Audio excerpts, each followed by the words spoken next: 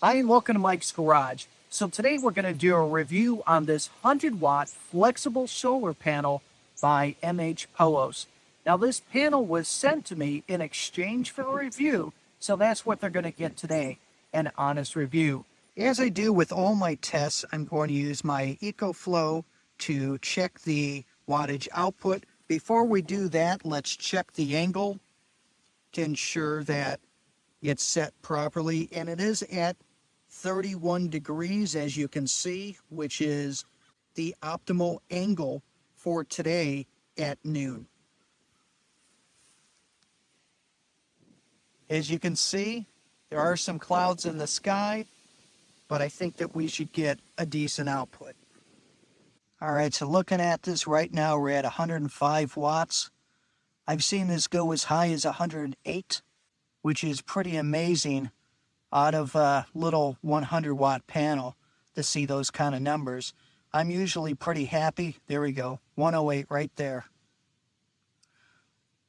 I'm usually pretty happy when a panel puts out its rated output, but to see it put out 8% overrated, that is completely awesome. So this is the mhpowos panel. Right now it's at 103, but this is pretty awesome. And as you can see, we still have clouds in the sky. I mean, you've got the sun peeking through, but yeah. Very nice panel. Very happy with the output of it. To me, it's important to have a product that puts out what it's rated as. I hate seeing panels that, in perfect conditions, can't even put out what they're rated as. But this is cool.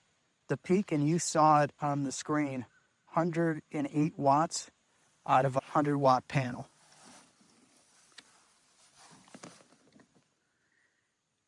Here's the details on it. So once again, mhpowos, 100-watt panel. It says plus or minus 5%. Actually was plus 8%. It could do maximum system voltage of 120 volts. So you can put 4 of them in series, which is nice. So that's it. Thanks again for watching Mike's Garage.